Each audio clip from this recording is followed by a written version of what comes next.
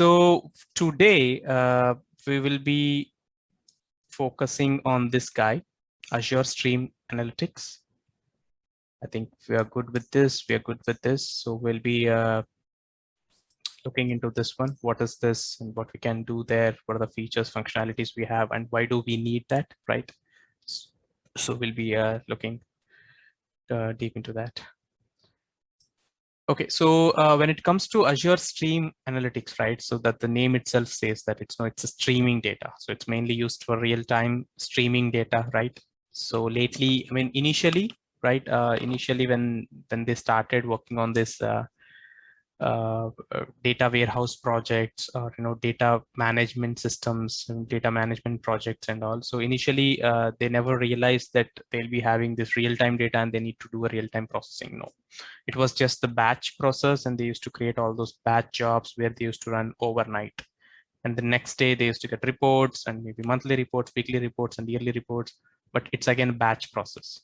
So they used to write the logic, and based on the logic, the raw data, which used to come from the source systems, and it used to do all the cleansing transformation and then generate a report, or then generate another file, or then generate another data, which will be like a staging data. Then from there, they'll pick it and then they'll put it in the sink or target. Lately with the big data systems, and like I said, we have different new technologies which are in the market, which are generating data. When I say new technology, when I say new platform, of course, social media is one, and IoT is the other thing, because back in days we really didn't have the sensor technology. I mean, we had, but it wasn't really up to the mark. It wasn't really stable or robust. But lately, we've got all those new technologies which are in place, and now we wanted to utilize that. We wanted to fully utilize them, and we wanted to show some returns on what the investment we are trying to do here, right?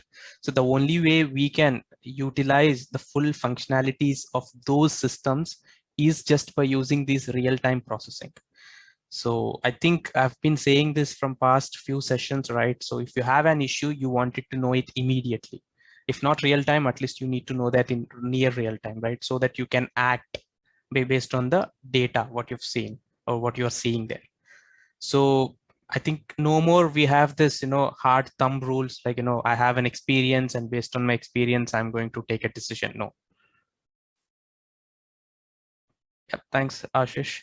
So like I said, there are no more thumb rules, because I've got like 10 years of experience and I know these kind of systems. So based on my expertise, I'm saying that now you have to take this decision. No, we don't care about your experience anymore. We only rely on the data which we see. So the data comes from the source systems, and based on the data, based on the trend, based on the statistics, we're going to take the decision, period. So show us the data, show us some proof. Here the proof is data. But here, if you wanted to make like, real-time decisions based on the real-time data which you're getting from the low-level machines, right? So you need to have a good processing system. When I say processing system, here there are two things. One is capturing the real-time data, and the other one is processing the real-time data. Because you get like 100 columns which you're getting from a PLC system or a SCADA system. Let's say a PLC system is mapped or tagged to a motor, right, or a pump or a generator, and that pump is really crucial for making chocolates, or maybe that pump is really crucial for pulling the oil, for instance, right, from the offshore fields or systems. So if that pump is gone, right, if let's say if that pump is going to fail, you wanted to know that beforehand, so that you can act before it's too late, so that you don't have any downtime. So how can you do that? So first thing is you need to set up all the PLC or sensor technology or systems to that pump, and then you try to retrieve all the information or all the attributes. For instance, for a pump, you can have temperature as an attribute, vibration, right, efficiency, input efficiency, output efficiency, the power utilization. There are so many attributes you can have in a pump or a motor, right? So the only way you can retrieve that data is by having some SCADA system or PLC system, right? Very robust system.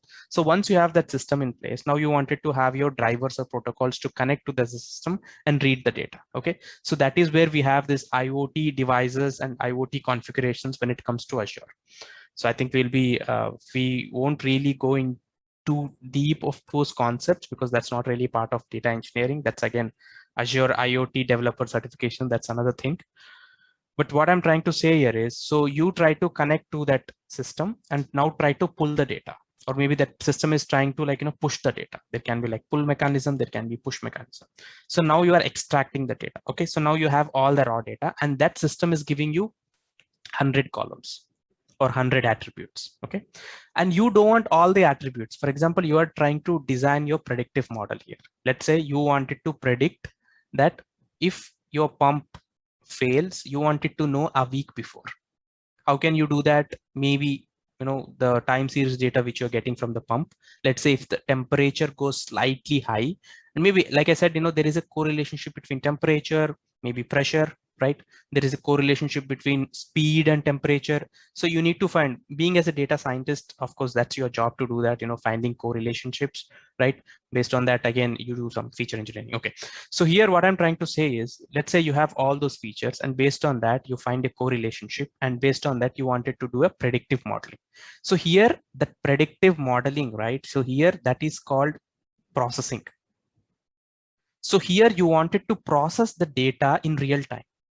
So you are extracting the data at the same time, that huge data, time series data where you're getting for every second, you also wanted to process the data. So once you process that data, then you wanted to send it to your end user. You can't directly send it to your end user, right? Either you send it to your visualization tool like Power BI or Tableau, or you create some alerts or notifications and send an email to your supervisor saying that. You don't really have to do that manually, but let's say you create a model and there is all of a sudden anomaly which got detected, right? And based on the anomaly detection, you wanted to trigger a notification. Okay, so this is the end-to-end pipeline which you're planning to design. Of course, when it comes to IIoT and industrial automation, mostly you see these kind of use cases, right? Because those machineries are really expensive machineries. And that is one thing. And the second thing is you might not really get the spare parts for those machineries. And you will have a huge downtime and there'll be a big loss for the company. And you'll have like work orders where you need to timely deliver them, right? You need to do all the production and you need to deliver them. So mainly these kind of use cases, you will see them in industrial automation domain. Okay, so here you wanted to deliver that data. When I say deliver the notification, either in the form of alert or SMS or mail, or you send or show this data in the form of dashboards, so that someone from the control room, like the supervisor or maybe maintenance teams, right? The head of the maintenance guy, he'll be having this big dashboard in front of him, and he'll be seeing all this real-time data, and he will also see all this alerts, notifications, and all this anomaly patterns in his dashboard. And based on that, now he will act. Then he'll do a proper planning, and based on that planning, he will send his team or right expert guy to that machine to do a further visual inspection, right? So then the guy goes there and tries to stop the machine, or maybe that machine is a primary machine and they'll try to have a secondary alternative machine, so that they disconnect that and try to do some sort of maintenance to that, so that you don't really have a big damage to that machine, because you wanted to eradicate the big damage, so that you wanted to do it in beforehand, so that you save a lot of costs. For instance, this is like a very basic use case. Okay, so here if you see, there are three main components when it comes to these kind of use cases. Okay, so the first one is event producer, the second one is event processor, and the third one is event consumer. So this process, the process that generate data continuously. Okay, so event producer. So this is something like your IoT systems, or your sensors, or your PLC systems, or your stock market systems, or maybe log systems, right? For example, we have also seen that diagnostics settings which we have configured for data lake, we have configured them for data factory. So usually what it does is, whenever there is some logging, right, you're making some, you're using the tool, or you're using the application of the service in the front end, and in the back end it will generate log for all the actions. It's like track and trace mechanism, right? So it might give you warnings, errors, like information, whatever the level of severity you wanted to add in that logging, you can do that. Maybe these kind of systems can be your event producer, okay, based on your use case and requirement again. And the other one is event processor. So this is like an engine to consume event data streams and derive insights from them. So in the example which I've given to you, so you can relate this like your predictive model. Okay. So when I say predictive model, you can design your predictive model using SQL queries. You can design your predictive model using Python or maybe ready-made libraries, or you can leverage Azure ML, you can leverage Spark, you can leverage HD Insight. So you can utilize any one of that middleman to act as your processing engine. Okay. And then the name, I mean, here the sentence, the statement itself says that you derive some insights from it. So now you wanted to see some insight, see some trend, how your data is behaving, the real-time data. Okay. So here the data comes real-time and the processing also happens in real time, at least near real-time. Okay. And then the last thing we have is event consumer. So this is an application that consumes the data and takes specific action based on the insights. So this can be again triggering a notification or sending an alert, or this can also be like a dashboard which you showcase in your BI tool. And if you're really following the market, for me or right now in the market, there are like 4 different types of analytics, right? One is boy, I forgot these things. So descriptive analytics, diagnostic analytics, predictive analytics, and prescriptive analytics, right? So the one you see in real time in the dashboard, it's like descriptive, and diagnostic is nothing but you try to do some data mining and root cause analysis why you have these kind of anomaly detection. For example, the real-time data you see on the dashboard, and all of a sudden you see a spike. Then you start doing some root cause analysis. That's like diagnostic. So you wanted to find why. And then you have predictive, right? So predictive is nothing but like, you create your predictive models and you wanted to forecast what's going to happen in future. And prescriptive is nothing but based on the outcome of descriptive and predictive, right? You wanted to take actions. So that's what it says here, like take action or specific action based on the insight. This is like something prescriptive analytics. Maybe this comes under prescriptive analytics, right? So when it comes to event processing, right? So here everything is an event because it's like time series data. So every event with respect to that time. Okay, so an event can occur at 12 and another event can occur at 12:1, another one 12:2. So here the x-axis you will have time. The data will be with reference to time always. Okay, if it is a temperature, it will be with reference to time. If it's a pressure, it will be reference to the time.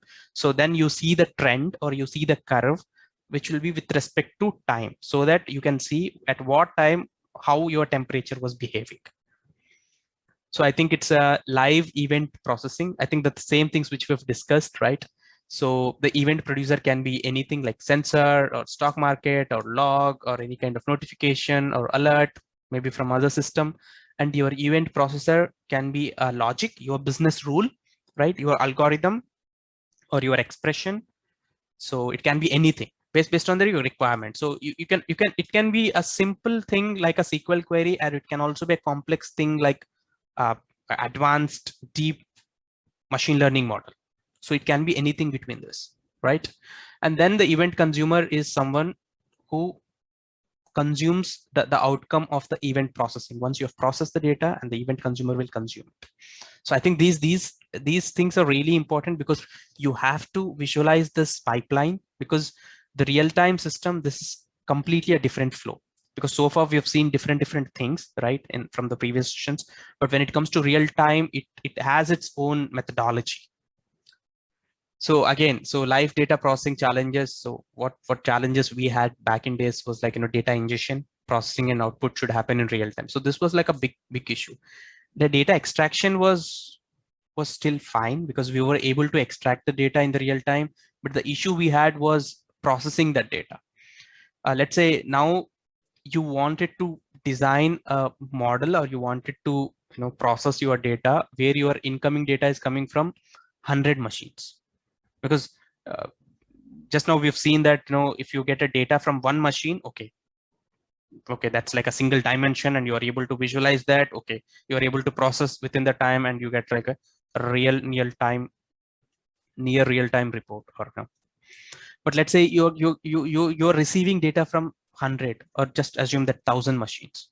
And now you are trying to design your model based on the data which you're getting from 1,000 pumps or 1,000 motors.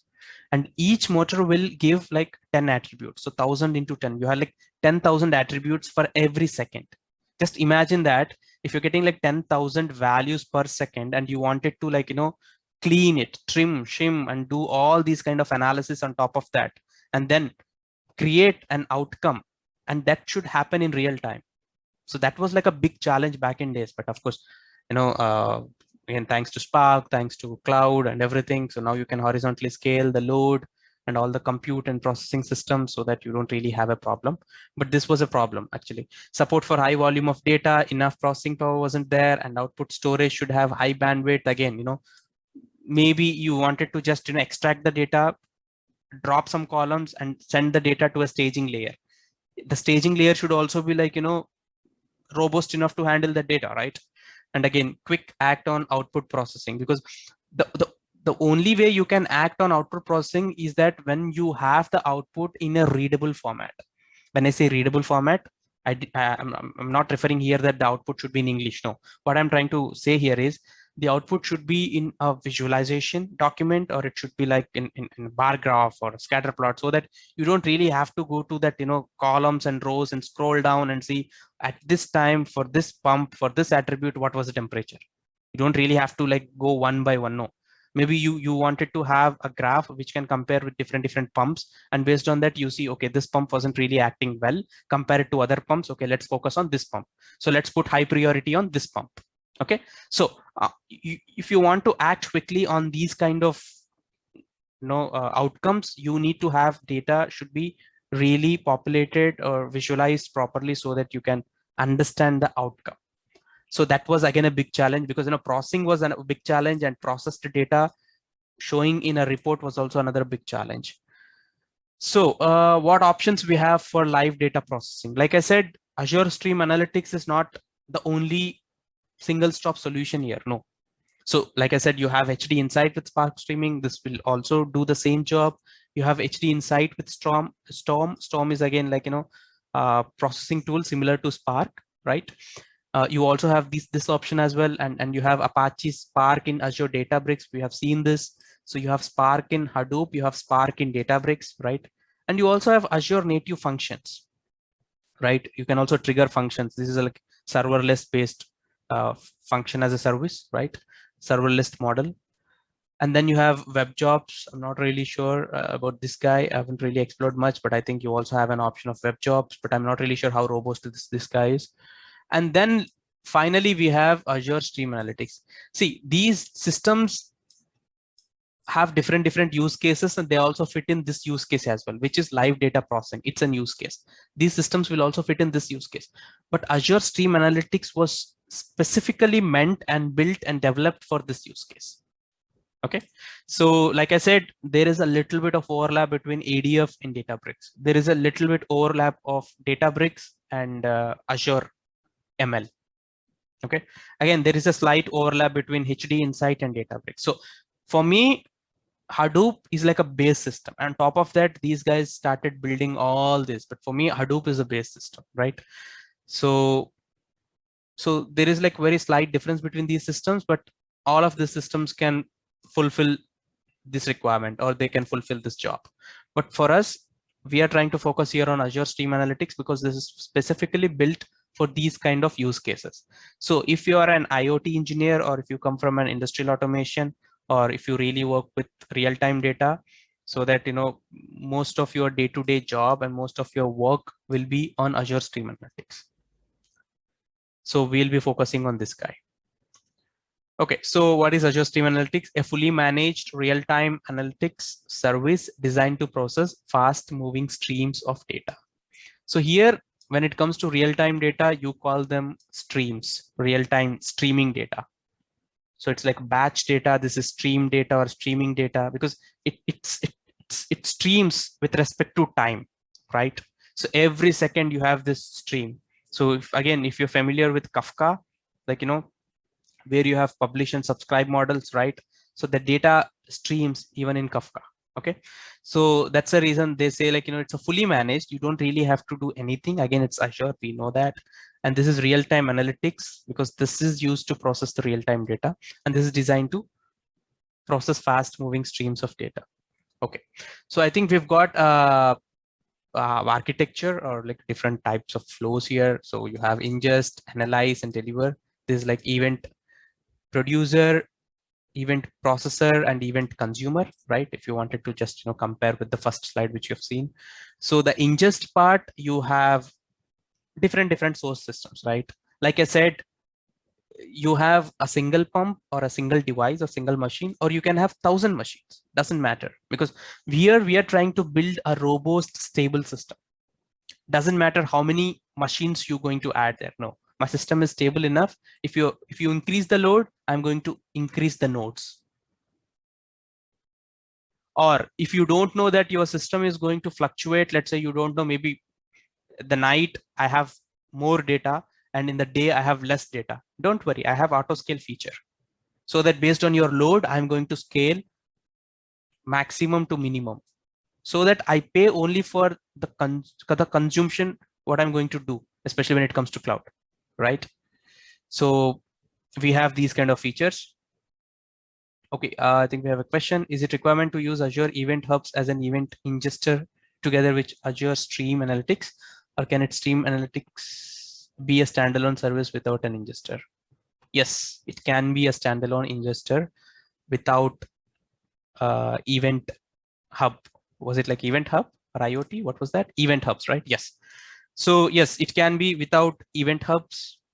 So we will see, because currently, right? Currently, when it comes to stream analytics, you have 3 input systems: event hubs, blob, and IoT.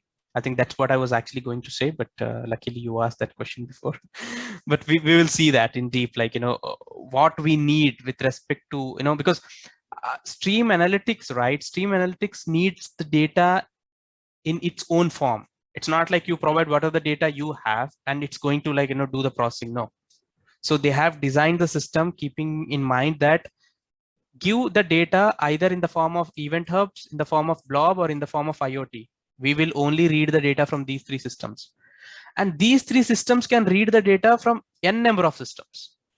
So this system will act like an intermediary system between your source and stream analytics. We're going to see that, especially, I think I've got like 2 labs, demo sessions. We will see how actually it looks. But here what I'm trying to say is, so you have like different systems, and all the systems, either you connect them to blob or data lake, or you connect them to IoT hub, or you connect them to event hubs, right? So I think we've seen what is blob, what is data lake. So you can put all those real-time files, right? Let's say your IoT devices are generating data, and for every 5 minutes, your IoT device will generate data for every second, of course. So let's say you have written some custom logic in between. You have used whatever the programming language you like, and you have written a custom logic that your logic or your code will take the data from the IoT device, right? It will consume the data and it will aggregate, or it will store every 5 minutes data, and it will generate a CSV file or a JSON file. So you have created an intermediary system in between here. Just try to visualize what I'm trying to say here. So you have your IoT system, you are a programmer, you have created some custom coding, and that custom code, what it does is it pulls the data, and every 5 minutes it will create a CSV file, and that CSV file you are going to post it to your Azure data lake. So now in your Azure data lake, you are going to get files, either CSV or JSON, whatever you like. For every 5 minutes, you're going to post the data to your Azure blob.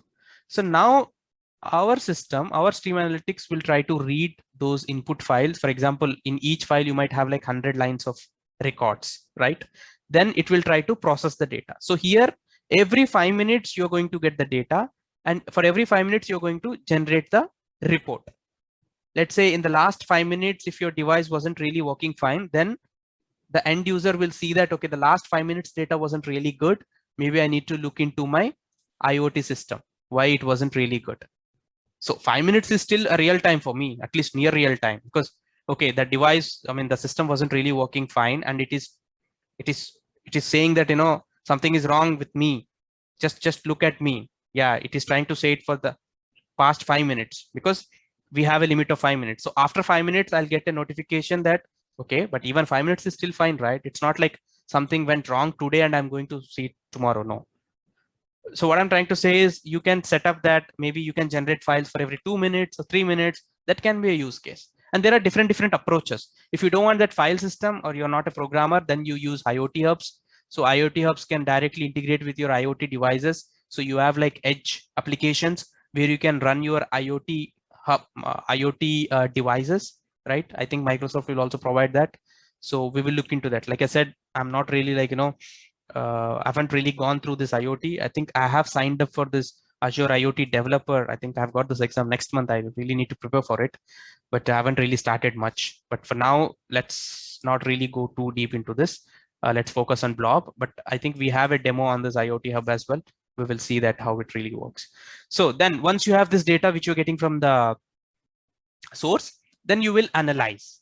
And again, to analyze this data, what is the preferred language? Commonly used language? SQL. So we write our transformations in SQL.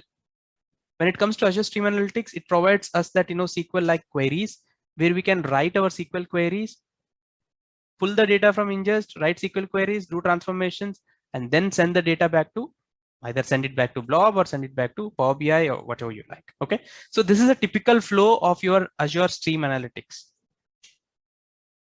Okay, so when it comes to Azure Stream Analytics, there are different types of window functions which are really important. I think before going there, let's try to create a service and see how it actually looks. And then we'll come back to this guy. Discard. Okay, I think I've got so many tabs here. Home. Zoom. This should be good. So I was actually, doing some experiments with these services. So this is the one. Stream Analytics jobs. Okay, so either you can search it, or I already have it in the recent list, or else you can go to maybe analytics or maybe all resources. You can find it. You don't really have it like in the favorites, but you can search it with Stream Analytics name.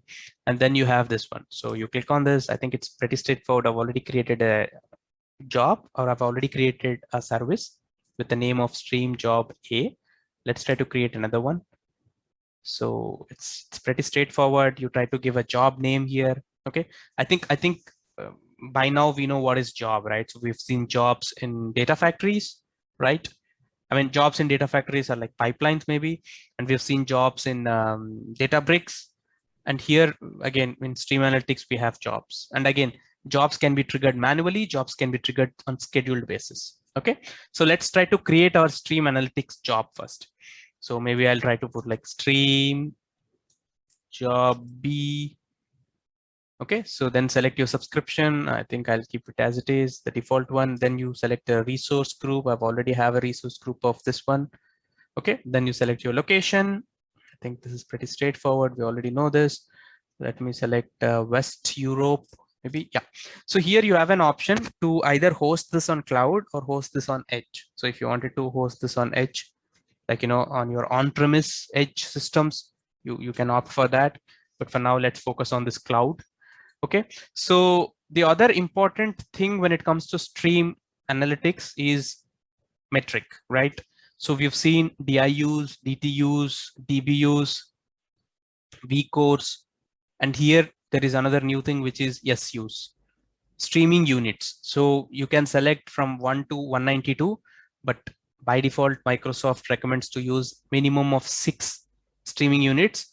But I think, once you try to create this by default, it is popped as like 3, but we will see why 6 are important. I think I have another slide on that. For now, just leave as it is, like keep 3 and leave as it is. Okay. So we filled all these details and then click on create. Okay. So I think this will take some time. Deployment in progress. Oh, this was quick. Good. So it is done. Then click on go to resource. Then you can see all the different options on the left side. Let me zoom out a little bit. Yeah.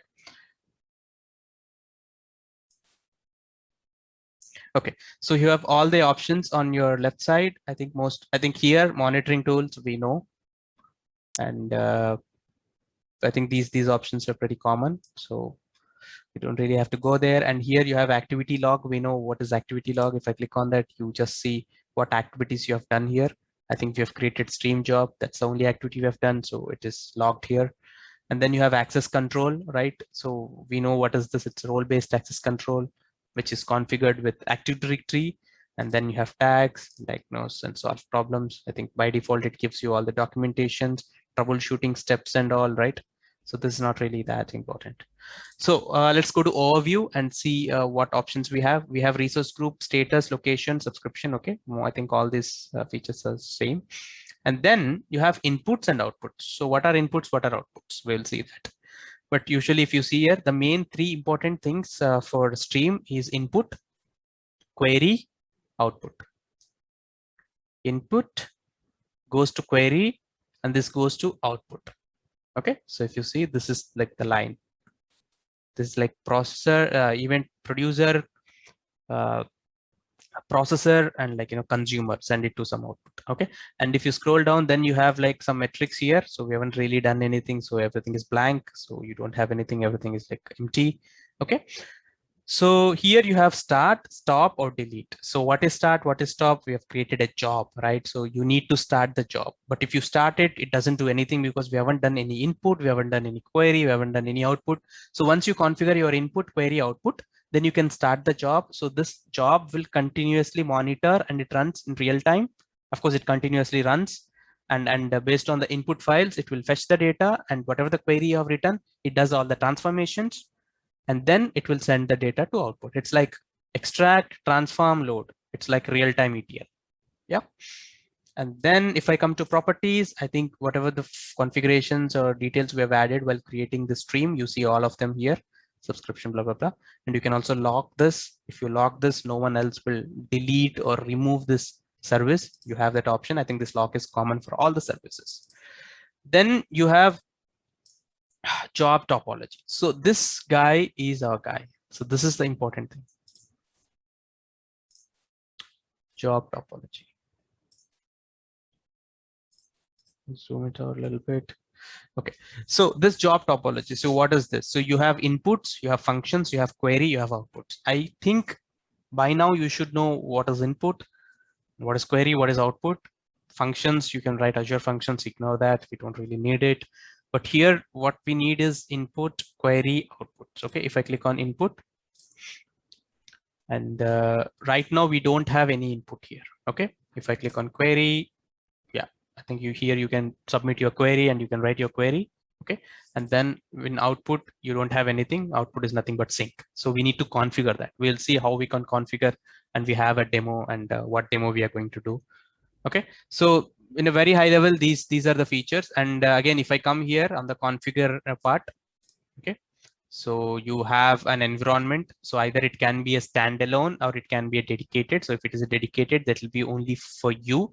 But again, you will have like huge costs on this dedicated. So if you have like very mission critical jobs and you wanted your system or this entire dedicated processing system to be only for your job, then you can opt for this. Okay, then storage account settings. So you can also add storage accounts to store all your metadata from stream analytics job, but this is not really needed or mandatory.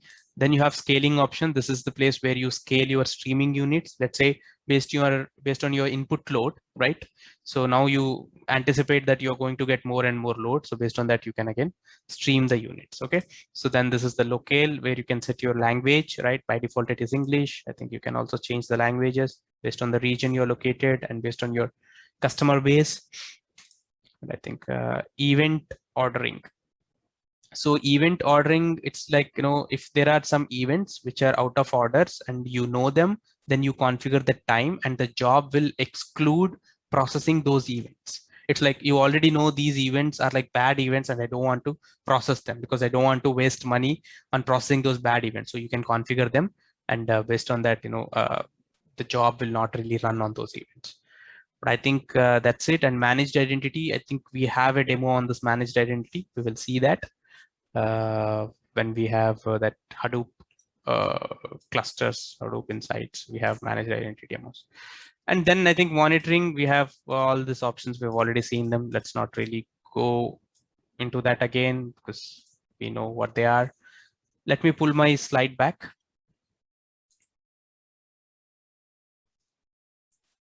Okay, so this is what we have seen so far. When this guy, okay, so again, because here our agenda is mainly our agenda is our end goal is to accomplish two things, right? So one is acquire knowledge on all the services which are needed for data engineering, and the other one is clear the certification because you wanted something to showcase to your management or to your colleagues or maybe to wherever you are going to attend your interview, so that you have knowledge on these systems, right? So when it comes to certification point of view, there is a concept called windowing. Okay, and guys, trust me, if you're going to give exam, at least 2 to 3 questions you're going to get only on this concept.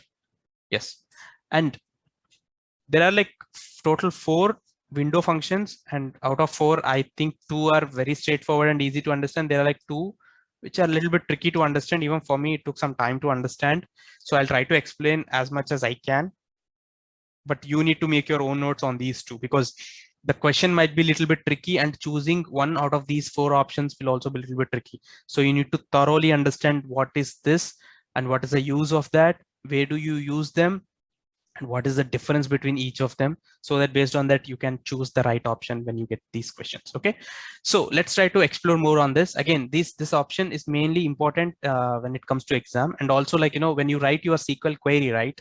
So you'll also put your tumbling window there. This is again another new function you have for Azure Stream Analytics. When you write a SQL query, we will see that.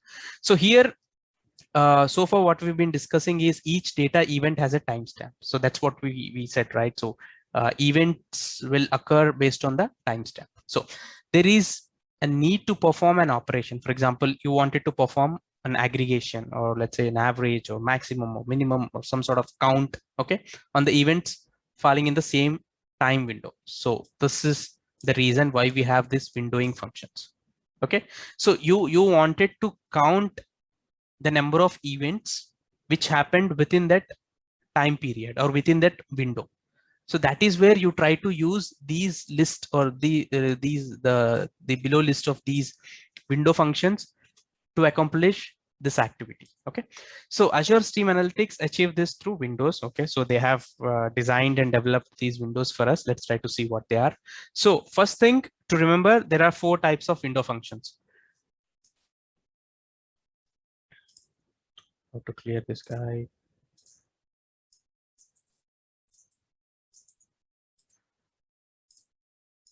There are mainly 4 types of window functions: tumbling window, hopping window, sliding window, and session window. Okay, so this is the first thing which you need to keep in mind when it comes to Azure Stream Analytics windowing functions. Okay, so let's try to see what is tumbling window. Okay, so this is about tumbling window. So here, let's say your situation or your use case or what you're trying to achieve here is, tell me the count of tweets, maybe tweets which are coming from Twitter or any type of real-time system, right, per minute.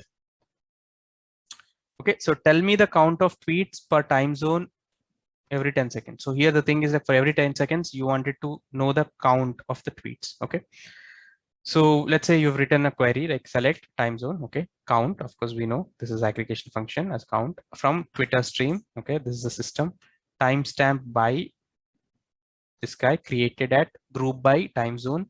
So here you give your windowing function. So here what we are trying to add is tumbling. So for tumbling window, you have 2 attributes or 2 parameters. The one thing is units, which is either you want it in minutes or seconds or hours, you add them here. So here we want it for every 10 seconds. So you add second, comma, for how, what is the window? 10, right? For every 10 seconds you want this. So that is what you add here. So here, just try to understand with this diagram or maybe with the scale. So our window starts from 0 till 10. Okay, so whatever the events which you're getting from 0 till 10, those events will be captured and those will be shown as an outcome for this query. So the events between 0 to 10, you've got like 15462. The events between 10 to 20, 86. Only you have got like only 2 events, so that will be captured. The events between 20 to 30, you've got like 4, like 5361. So those will be captured. I think pretty straightforward. You don't really have to think much about this. This is called tumbling window. Okay, so here you have only 2 attributes when it comes to tumbling window. Unit of measure, right? The time, unit of measure. Then what is a window? What is a tumbling window? For how many seconds or how many minutes you wanted to capture those events. So this is about tumbling window. So the second one is hopping window. So here the use case was, our use case is, every 5 seconds, give me the count of tweets over the last 10 seconds. So what they are asking us to do here is every 5 seconds, give me the count of tweets over the last 10 seconds. So again, if you see here, same select topic count aggregate function as this, and from Twitter stream and timestamp bye. So this is the main component here. So here the tumbling window will be replaced with hopping window because we are talking about hopping. And here you have 3 when it comes to hopping. One is again unit of measure, seconds, because they wanted like every or last 10 seconds or every 5 seconds. So they're talking about seconds, you put seconds, and then over the last 10 seconds. So that attribute you put here, and every 5 seconds you put that attribute here. Okay. So I think just to make it clear, I've added like 2 more extra notes here. Here the hopping is overlapping. Okay, is 5 seconds and window is 10 seconds. So here we are talking about like every 10-second window or over the last 10-second window, you wanted to capture every 5 seconds. Okay, let's try to understand at least with the scale, maybe we get better understanding. Okay, so first our thing starts from 0. Okay, and it goes till 10.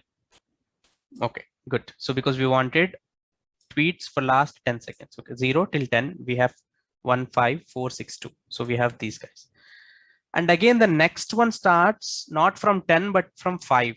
Because here we wanted for every 5 seconds. So again, the next one starts from 5 and it goes till 15 because 5 till 15 is 10. Okay, so in this you have 462.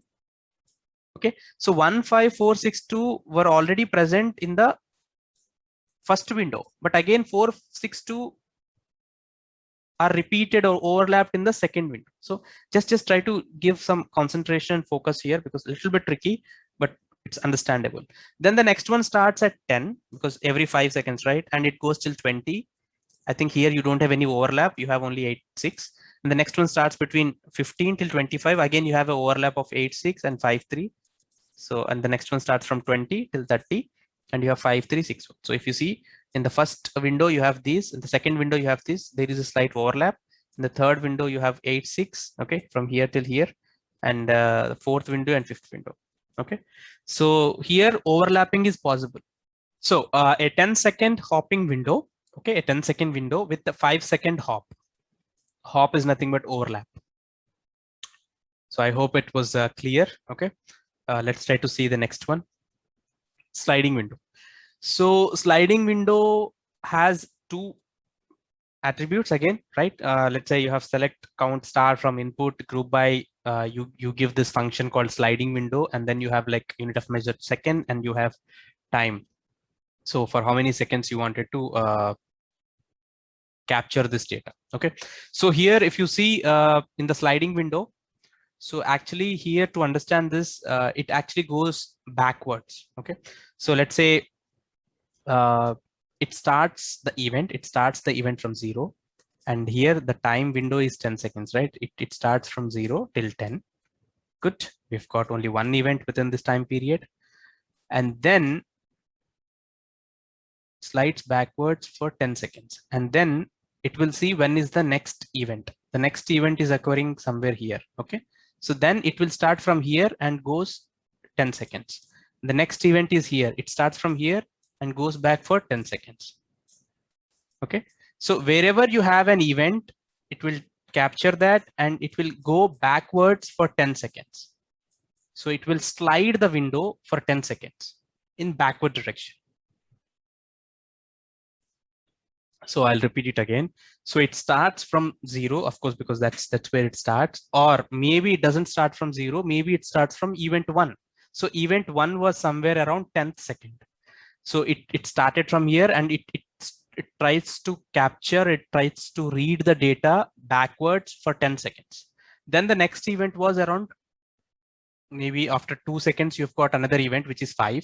And then again, it starts there and it goes back for 10 seconds. So if you see here, overlapping is possible, right? Because you have already an event which is captured in the first iteration and the second iteration, or in the second run, you have the same event because it was within that window. So again, it is overlapped. Maybe in the third as well, it is overlapped. Maybe here, if you see, there were like no events which were captured because there was like no data which was coming from the source. But there is a data around at 25th second. So then it started from there and it slides for 10 seconds in the backward direction, but you don't have any overlapped values here. So overlapping is possible, but not mandatory based on the data, how you're getting from the system. And even for hopping as well, overlapping is possible, but you might get or you might not, but it is possible. But for tumbling, there is no overlapping because here the window is specified, right?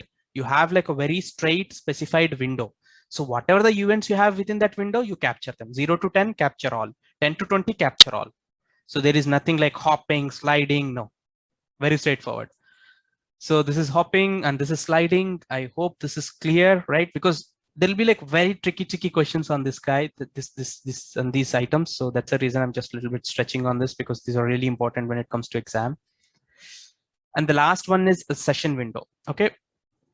For me, the remaining 3 were like, okay, even when I was trying to read, study on these concepts, for me, session window was a little bit tricky. I'll try to put it in simple terms. So here, the session window, okay, again, you have session window, you use this function with the name of session window. And here you have again 3 attributes. So here we are trying to do it on minute basis, right? So far we have seen only on second basis, right? So here you put that unit of measure or metric, time, minute. So tell me the count of tweets that occur within 5 minutes to each other. So you put 5 minutes and 10 here. So what is this 10? We will see what is this 10. So here what is happening is, let's say that you have an event. Again, it doesn't really start from 0 because again, it is completely based on the event. Okay. So you have an event which is starting around 1 second maybe here. And the first event was captured here. So our window, right? Our window starts here to capture the data or to capture the count. Okay, our window starts here. So it goes for 5 minutes because that is what we have given. It goes for 5 minutes. And then if there is no new window, right? If there is no new window, it stops. And again at 9, it starts and it goes for 5 minutes. But again, there are new values which are coming. So it will extend till 10. So the maximum extension it can do is for 10. If there are no values, it will halt for 5. So that is thing of this 5 and this 10. Okay. So it will try to slide or it will try to look into the events to count within that session. Let's say here the session is 5. If there are like no new events, it will halt or terminate after 5. And if there are events which it is getting, so it can extend till 10. So that's the maximum it can stretch. That is the maximum it can extend. So I think maybe this should help, that these points should help. Here, the length of the window is not fixed. Okay, the length of the window is not fixed because if you see in tumbling, we have fixed the length.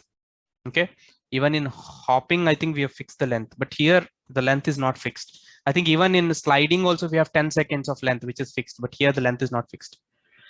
And no overlapping. If you see, there are no overlapping. So once the item is done, then the new item will start. So there is no overlapping. But if you see the previous 2 items, hopping and sliding, you have overlapping. For tumbling, you don't have. And for session, you don't have overlapping. Okay. And then If there is no event for 5 minutes, it will terminate. That's what I said. So it will try to capture, but if there is no event for 5 minutes, it will terminate. And after 10 minutes, it terminates automatically. So it will try to see that if there is any event which gets within that 5 minutes window. Okay, if it gets another event within that 5 minutes window, it will stretch for maximum, it can stretch like 10 minutes, right? So it checks for 10 minutes fixed window. Okay, see, the other thing is, let's say it started at here, maybe 12th minute, I think. Okay, at the 12th minute, it got an event, it started here. So till 12 here, it is 3 minutes. And again, 12:03 till here, it is 5, right? So it should stop, but immediately it got an event. So it started, and till here, 12,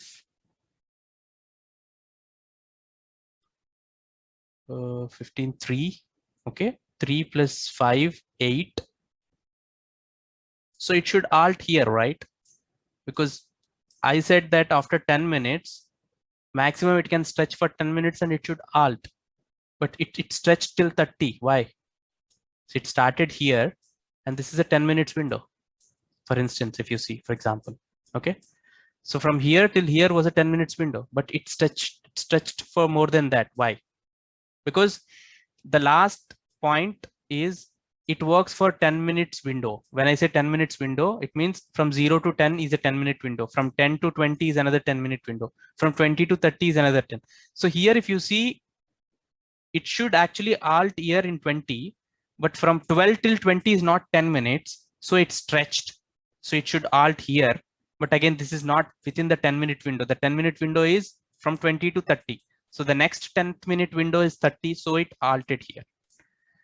I know it's confusing. Let me try to put it in maybe another time. Okay, let me try to explain it again one last time.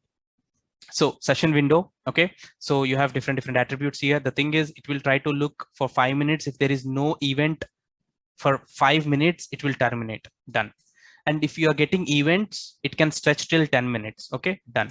But according to that, it should stop here, but it's stretched till 30. The reason is it works, or it checks in the fixed windows, like 10 to 20 is one window, 20 to 30 is one window. So here it stretched till 10 minutes, but it reached about 20, or it crossed this 20th window. So now it has to go to the next checkpoint. Here the next checkpoint is 30. So that's the reason it went till here and it got halted, or it terminates automatically. Okay, so that's the reason you see more than 10 minutes of window here. So this is about session. For me, you get questions on tumbling window, repeated questions, right? Because it is straightforward and they might ask straightforward questions on this. And the next question you get is on hopping window. So far I haven't seen a question on session window, but you can get a question. So just be prepared. So the way you can distinguish is like, you can get like, fill in the blanks. So this column will be completely blank, and they'll give these attributes, and there'll be a scenario. Then they'll ask you to fill this. So there'll be like a drag and drop option. They'll ask you to drag and drop. There'll be like 4 different windows. So based on the scenario, and you also need to see this. See, for session, you have 3. So whenever you have only 2, either it can be tumbling or sliding. See, for sliding, you have 2. And for hopping and for session, you have 3 attributes of session. Okay, so you need to be very careful, and it can be a little bit tricky. So you just try to make a table and try to put all these 4 options there and see what is possible, what is not possible, and do a comparison and try to memorize this. Once if you clearly understand this concept, you don't really have to by heart. So it'll be really easy and handy when it comes to exam. So I think we are done with this window options. Okay, perfect. I think we've got a demo. Nice. Okay, so this is about windowing option, right? You have 4. So let's try to look into the demo and see how we can create a pipeline. I'm not really sure if it works, because I tried to do this demo. Sometimes it works, sometimes it doesn't. Let's hope it works this time at least. Okay, so demo overview. So what we are trying to do here. So the demo here is, we know Azure Blob Storage. We have seen what is this. And now we know what is streaming analytics job, Azure Stream Analytics. We know this. So you have an input file because we don't really have like a real-time connection. I think there is another demo where you can connect to the real-time system, but let's try to see this and then we go to the other demo. So here in this demo, what we are trying to do is we have a JSON document, we have a JSON file. So for me, once I drop a JSON file into the blob, that file has to be automatically picked by stream and it has to query. I will write some select only specific columns. Okay, and it has to process that. When I say like, specific columns, I only select the specific columns which I need. Okay, that is the processing job, what I'm going to write there. So it has to process that, and that output, I wanted another file which has to send back to blob. Okay, so in the blob, you have an input. Let's say we have a container, we'll create a container and we'll put an input file. Once I drop an input file, there is a job which is running continuously. Okay, so this job should pick this input file, process it, and that output should again send to another container. So this is the lab which we're going to do. Let's see how we can do this. So going back to my portal. Come on, man, discard.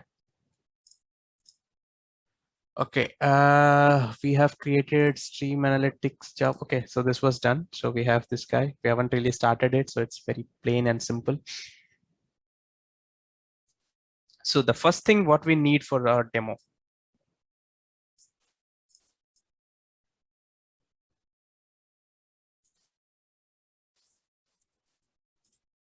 I think we need to create a Azure blob storage, right? So let this be there. I'll take another one. Come on.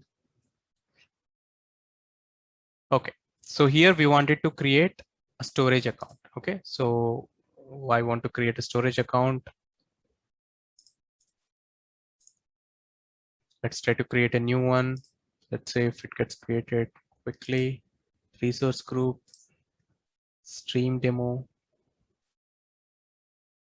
Just wanted to see where I have created Azure Pass, same subscription. Okay, and what is the resource group?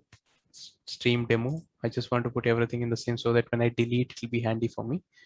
Okay, the resource groups are selected. Little bit zoom out. This one. Okay. So now I wanted to create a storage account name. So the storage account name can be something like data bag, stream, demo, 999, maybe. Yeah, I think they should be available. Okay.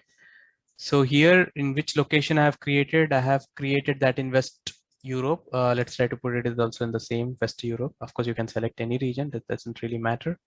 But for us, it will reduce the data movement cost West Europe. Because here, if you're trying to create in different regions, your data is moving between the regions and that will be charged for you because you have to pay for that.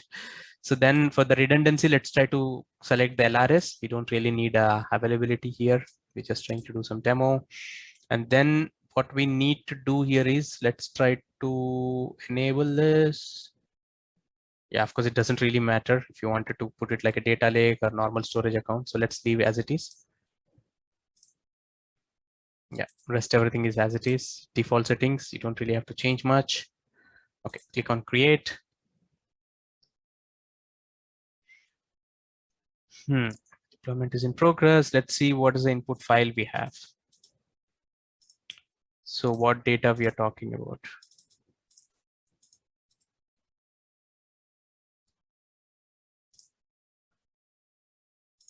This guy here, if I go with Notepad.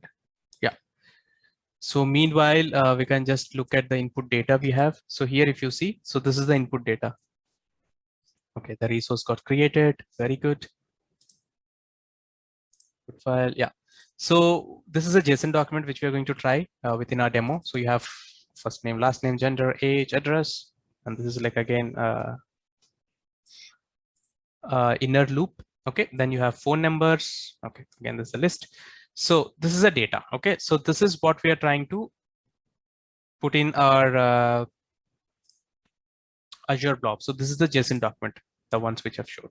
So within this JSON document, we will only select first name, last name, and gender. Okay, we will only select these three columns, and then generate an output file, and again send it back to blob. That's what we're trying to do here. Okay, go to resource. Let's try to create a container. I think by now this should be like, easy for you, right? Creating containers and all. So what we do here is let's try to give a name of blob input container.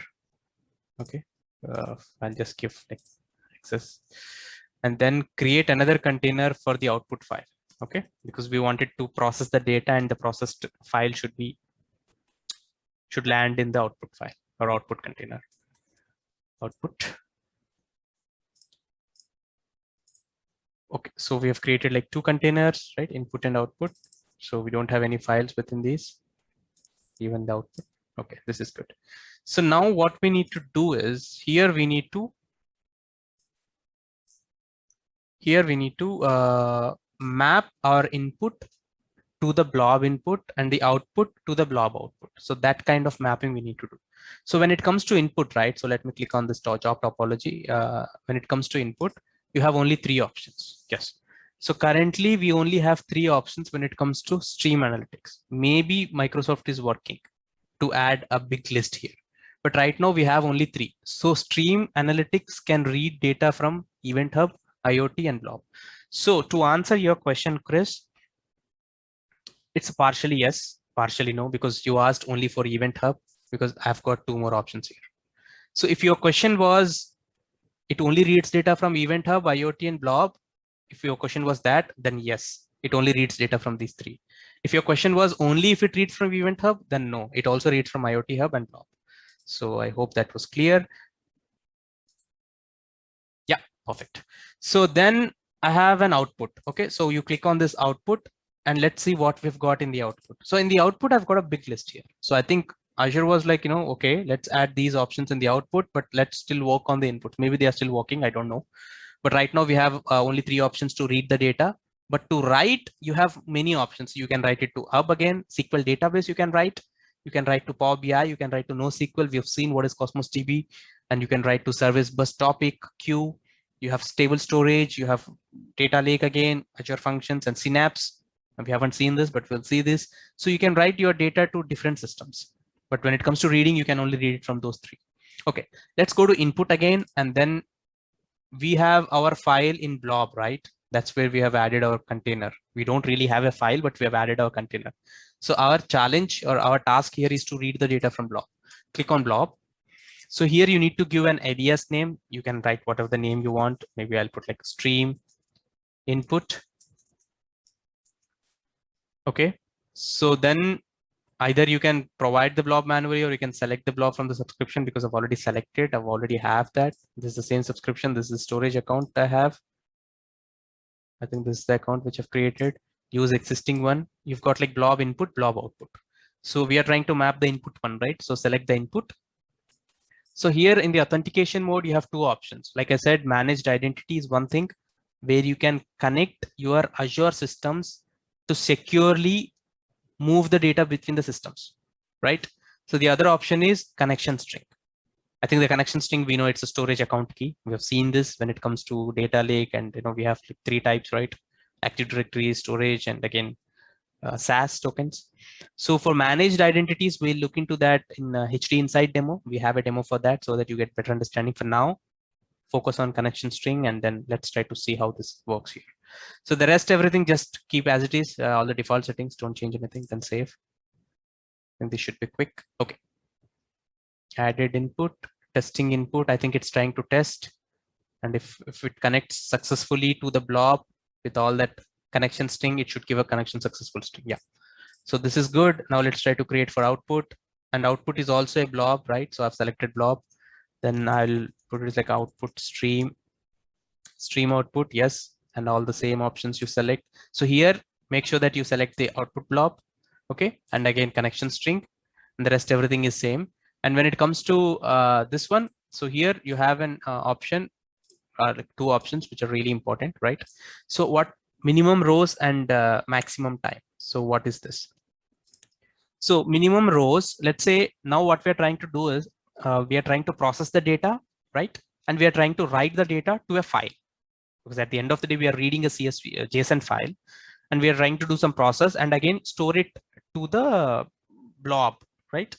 So there in the file, how many files you wanted to create, because you're getting like real-time data from the system, right? And you wanted to like, create more files. And after how many rows you wanted to create another file, right? So here, what you mention is, let's say minimum, after a minimum of 10 rows, add that new 11th row from 11th till 20th in another file. So for every 10 rows, create a new file. That is what we are trying to say here. Okay, so that's an option which you can give here. You can configure the number of rows you need. And the other option is you're running your job, right? So for after how many minutes you wanted to create another file. So you've got like two options here. So based on the data, it will try to create another file, or based on the time, it will try to create another file. So when you configure both the options, so it will try to see which one is first, and based on that, it will generate another file. Okay, it will try to generate the files with appending the timestamp and everything based on these two conditions, whichever is first. For example, here, if I'm giving like every 1 minute, generate a new file. So you'll have like files for every 1 minute, which are getting generated to the blob storage or data lake. So this, when it comes to configuring, these two options are really important. That's the reason I had to stretch a bit there. Okay. So then I think rest everything is fine. We've given output. This is very important. Then save, and it will try to connect and check if the connection is successful or not. Testing output. I think this should give successful message. Okay, perfect. This is good. So then you have query. Okay.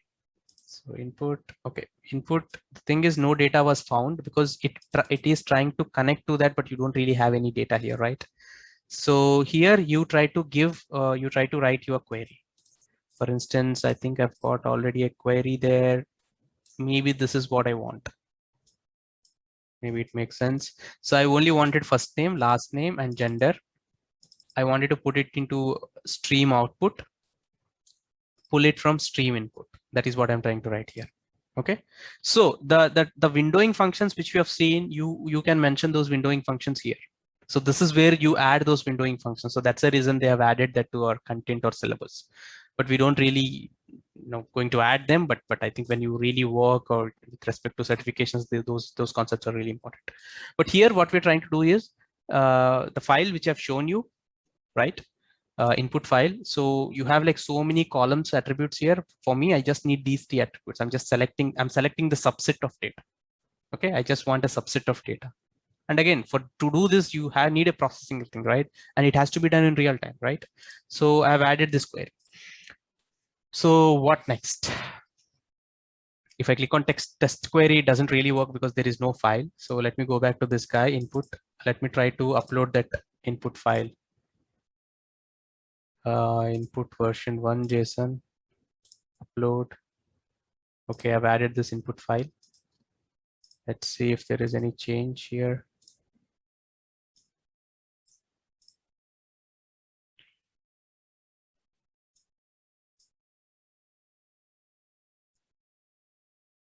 Okay, so it read the file, see? So the input file data was this, like first name, last name, gender, right? And if you see, you have all this data in the form of data frame or table. If you want to see raw structure, you can see raw structure. And again, you have some additional fields here, like, timestamp, partition ID. So it is 0, right? We have not added any partition. I think I have got few slides on that, why partition is really important. Even here, I think we've already discussed on the partitioning thing, but this partition concept is really important when it comes to data lake, when it comes to stream, when it comes to synapse. We're going to see more on that. And again, like timestamp and blob name, okay? And the file name actually. So let's see it in the table format. Okay, so it read the file. That's good. Go up. So now let's try to test our query. Okay, so here I wanted only 3 fields, right? First name, last name, and gender. So these are the 3 fields which we have added, and the query is also working fine. It reads from stream input, it writes to stream output. So this is good. Let's try to save this query. Okay, query saved. Good. So once you save the query, and if you go back to overview, you should see that query here. Yeah, this is a query. So stream input is a blob storage query. Then this query will send an output to stream output. Okay, and this output is again stored in the blob, single flow. So I think we haven't really ran the job, so we don't see any resources here. So what we'll do is we'll try to delete this file now, because we wanted to manually add it later on, right? So yeah, delete this one. Okay, this is done. Now if I come here and I need to start this job, right? Because right now we have configured everything, but the job is not running yet. If you run the job, then it will continuously monitor the blob location, picks the file in real time and tries to do the processing thing. So here you have two options. First, let me click on start because it takes some time, but you have two options. One is now and the other one is custom. In the custom, you can schedule the job. Yeah. So there, once I select start job, you have seen two options. One is now, which is manual trigger, right? The other one is custom. So custom is nothing but you can schedule based on the time. Maybe you schedule like, I want to schedule my job on so and so time. So schedule it. And after 2 days, you want to schedule, you mention the date, timestamp, everything. And based on that, after 2 days, the job will be scheduled. So you have that option as well. You don't really have to do it now, because considering all the cost and all, maybe after 2 days, you expect that your files are going to be in data lake, but you won't be able to access the system and you want to set up everything now and go for vacation. Okay, so after 2 days, you won't be available. Do it today, but select the date. After 2 days, then you boom, select. After 2 days, it will run automatically in the backend. Okay, so I think this guy will take some time because it has to, run some services in the backend. Oh, this was quick. For me, Azure is always surprising. Okay, so this is really nice. So it started successfully. This is nice. Okay, so let's try to see, because we don't really have any metrics here because we haven't really added the file yet. So let's try to upload the input file. So input, output is also empty. So within this input, let me upload and let's hope that it reads that file. Overwrite if already exists. Okay, come here, input file, select, upload. Okay, uploading is done. Refresh, refresh, refresh. I should see a file here on the output.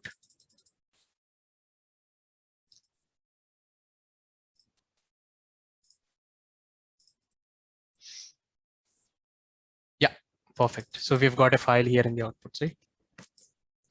So this is a file which Stream Analytics did in real time for us. Of course, our transformation or our logic was very simple, right? But you can have your own complex logic. If I go and see in the edit, so you have only first name, you have only last name, you have only gender. So this is a transformation which you have written, right? So yeah, you've got this file.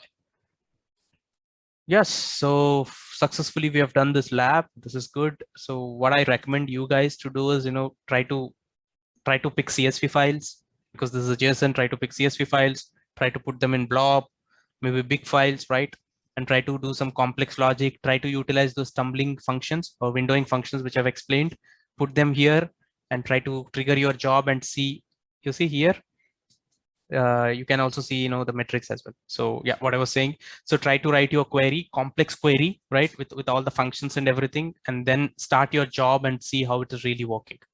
So I think this is something cool feature we have, and you can look the results in real time, and you don't really have to be expert in programming. It's just basic SQL query, right? So you can just leverage them. And once you run them, you can also see the stats here. So what was the input job? It was only one event input file, and the output file was only one because we have only one. And if there are any errors, you can see them here, right? And here, SU is nothing but streaming units percentage, right? So here you have the metrics. So right now it is running on 6%, right? 6%, it's running on 6% because we gave only 3 streaming units while creating this job, right? But I think there is some best practice and recommendation from Microsoft. We'll see that. But yeah, in a very high level, this is about demo 1 on reading a file from blob. Where is my slide? Yeah, reading a file from blob and doing some processing and outputting to another container. Will it cost more if we make more complex queries for transformations? Definitely. It depends on the data, right? I mean, it depends on the data. So if you have more data, so you'll get more cost. And again, so the thing here is the cost for you is charged based on the streaming units, right? So you have selected a streaming unit of 5, for instance, and you have written a complex query, and you will get those threshold throttling errors saying that you have a streaming unit of 5, but you have written a complex query and I'm not able to run that because the resource is not enough. So then what you do is, once you get those kind of errors, because like I said, to not to get those errors beforehand, what you can do is you can create an alert, right? If it is like 80% of your streaming unit utilization is done, create an alert, and based on that you go and extend your streaming units. Because if you want to run your complex query, you need to have more streaming units. More streaming units is equal to more billing. Yeah, straightforward. Okay, so yeah, it's done and it came down because it's not really reading any file because there is no file yet. New file. Yeah. So let me stop this guy maybe. Yeah, stop. I don't want to build unnecessarily. Okay, so what we have got there. Okay, there is another demo, I think. But I think before going to demo, what we can do is we can look into some theory part here. And then once that is done, we can go for another demo. Okay, so give me a pen. Yeah. So I think now we almost know this. We are familiar with this diagram. Just give me a second, guys. Okay. Moving forward, right? Do any one of you know what is Lambda architecture? The combination of batch and streaming. If you're getting data from both the systems and you're combining and doing some processing in middle and then generating a report is called Lambda architecture. You can also do some surfing in the internet. What is Lambda, right? Lambda, no. So Ashish, Lambda is nothing but data. So for example, here, all the data is coming from real-time systems. Maybe there can be a data which is coming from, let's say this is real-time data, okay? And business apps data is not real-time. So business apps data is not real-time and you get this data once in a day. So this is batch. So for this, you don't use stream analytics, right? For this, you use ADF. For this, you use Databricks. So in that case, you use IoT data with stream analytics, you use ADF with this, and then you combine both, right? You aggregate both, or you make a common platform, and then you do some, for example, you need business apps data, and you also, because all the contextual information, you know what is context? All the contextual information you are getting from business apps, and all the real-time data, all the actual data you are getting from IoT. So you wanted to join them, right? You wanted to combine them, because in the Power BI, without a contextual information, IoT data makes no sense. For example, what I mean by contextual information is, let's say you're getting a temperature, right? So you have a temperature of 25, 26, 25, 26, 25, 26. So every second you have a temperature value. It gets at 25, 26, 25, 26, you're getting those values. How do you know which machine, which site, which plant, which location, which country this temperature belong to, right? So the site, plant, pump, machine, all this additional metadata information is called contextual information. Okay, so usually you don't get that contextual information from the IoT system. So you need to map your contextual information. Maybe that context information is located somewhere in your ERP systems, or maybe somewhere in a different custom database. So contextual information will not change, right? For example, how often you add a new pump or new machine to your site? Maybe once in a month, or maybe if you have more requirement, then you'll buy a new machine and then you add. Whenever you buy a new machine, you will update the data in your ERP system. So that kind of data is not real time, right? So that is called like contextual information. So when you try to combine both and then put it in a report, that's called Lambda architecture. Yes. Okay, moving forward. That's not really important or needed for us, but just for your understanding and knowledge, I've added that. Okay.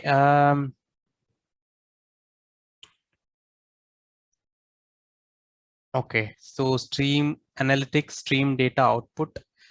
I think if you see here, most of these services are almost, yeah. So if you see here, we've covered data lake storage, SQL database, blob. Initially data lake was Gen 1, now it is Gen 2, right? Just a second. Yeah, Gen 1, Gen 2, and event hubs, Power BI, table storage, we know table storage, service bus. So our stream analytics can output the data to all these different systems. Okay, so like I think I've already shown that list there, but you also have these icons here. Let's not waste time there.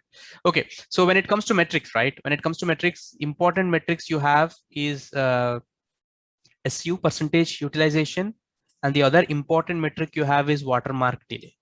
So these two metrics are really important. The rest everything is like, kind of errors which you want to see in the metric, you can see them. So SU percentage utilization is nothing but your streaming units, right? And you wanted to see how many streaming units are utilized. And then you use this SU percentage utilization metric and you generate your alert based on that. Okay. And the other one important thing is watermark delay. So what is watermark delay? We'll see that what is watermark delay. Watermark delay. Yeah, okay. So what is watermark delay? So watermark delay is nothing but, let's say your event, okay. Again, just try to visualize what I'm trying to say here. I think this can be really interesting as well. Because for the first time when I saw this watermark delay, I was like, oh, what is the name? I mean, they really got nice names to keep, but I don't really know why they have kept this watermark delay. But yeah, so you have your events from the source system, right? You have your events from the source system. For example, this is your sensor, or maybe this is your blob, okay? Because in the blob, you're trying to add the file. So your file got added at 12:1, for example, okay?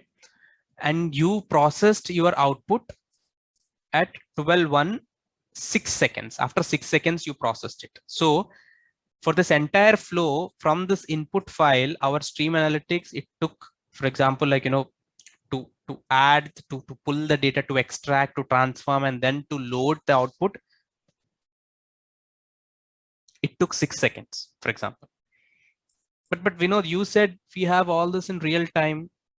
So what do you mean by real time? So when the data gets in 12:1, you want your output at 12:1. So of course that's called real time, right? So that's the reason I was saying near real time, because how can how can a system process when you have a data at 12:1 and process and generate an output file at 12:1? So there will definitely be milliseconds or microseconds of difference, right? So here we have 6 seconds of difference. So here, to ingest the data, to do some processing, let's say the selected columns which I've written in SQL query, right? So to do that process and all that stuff, for example, it took 6 seconds. So here 6 seconds is nothing but the watermark delay. Okay, so the time taken to process the data once the event is generated, or once the event has added to the system, or once the input data got into the system, the time it takes to generate this, or time it takes to process the data, is called watermark delay. So how to find what is the cause, or which system or which service is causing the maximum? I don't really think that's really possible right now to find. So here it took 6 seconds, right?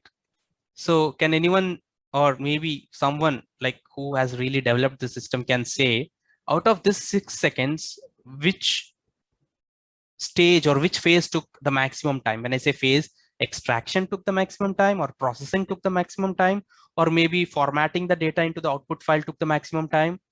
We don't know that. So watermark delay will give you a collective information, like the total time it took from starting till ending. But in between, it can be anything. It can be network, it can be latency, it can be processing, it can be node, it can be computation, it can be anything. But if you wanted to know the difference when the file got entered and when you process, you wanted to know the difference, then you can use this watermark delay metric and generate report on that. Okay, so this is what you can do. So let's quickly see these two systems in the system. Okay, okay, how can I think there is one more thing here. So here, if you see, So I think here you have another graph. Let's try to see what this says. So for example, in the metric, right? In the metric, you select the scope, and within the scope, you select what metric you want to see. Let's say in the metric, you have selected watermark delay. Okay, watermark delay is the metric you wanted to see, and you have selected the time between this to this. Give me a watermark delay. So I think by default, most of the items, they took 3 seconds to process the data, but there are like few items which took 7 seconds, few 6 seconds, and again 6 seconds, and no few took 5 seconds. So there is a variation, right? So I mean, maybe the input data is high for the 7 seconds one, or maybe the network was slow. We don't know that, but at least you get an overview of each and every event's processing time. Okay, so that is what you can see here on watermark delay. Haven't seen any questions coming on this concept, but it is really nice to have knowledge, because if you wanted to create metrics, you know, especially when you're working on stream analytics, right, this really comes in handy. The rest, everything you can completely ignore. But when it comes to watermark, because this is really important, because we wanted to know the processing time it really took there, right? So yeah, going back to the system, discard.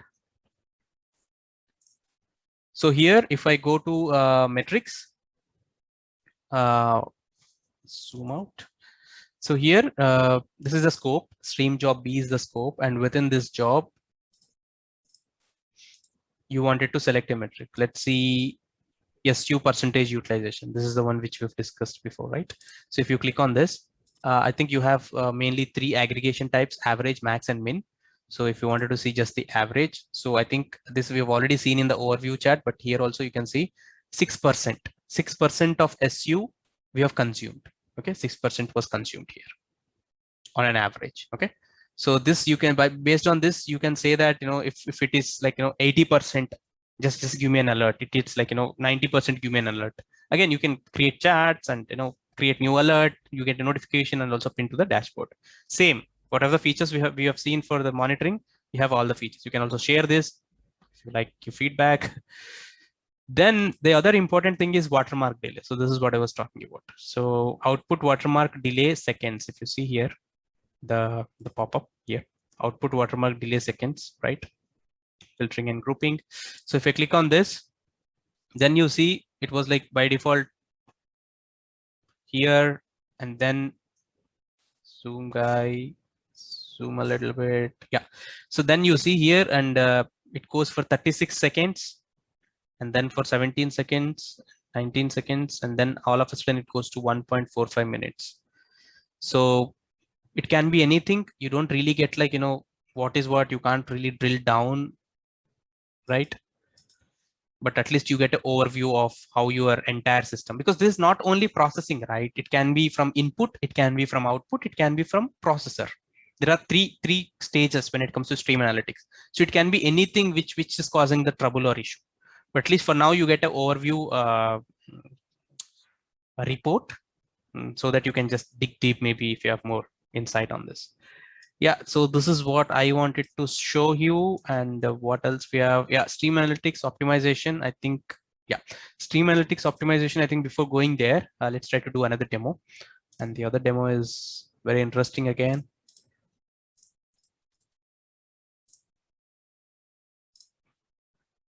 So here, this is the demo. So here, what we are trying to do is, so within this demo, so there is a simulator. I think Azure provides a simulator. Azure already has open source portal URL with which you can browse, and there it's already written a code, custom, some C# code, and that code actually generates the data. I mean, it's actually simulates the sensor data. Okay, so you have like temperature. I think you have different attributes which are coming from that Raspberry Pi system. It's not actually a Raspberry Pi, but it's like a simulator of Raspberry Pi sensor data. Okay, so we have that, so we can use that, we can consume that. So what we need to do is, so we use this data and we send this data to Azure IoT Hub. Okay, so we will create an Azure IoT Hub, and we will try to integrate this simulator to our Azure IoT Hub. So now in the Azure IoT Hub, we are getting the data in real time. Every second you have like temperature values. Okay, so just assume that this is like a real plant and real machine where you're getting the real time data.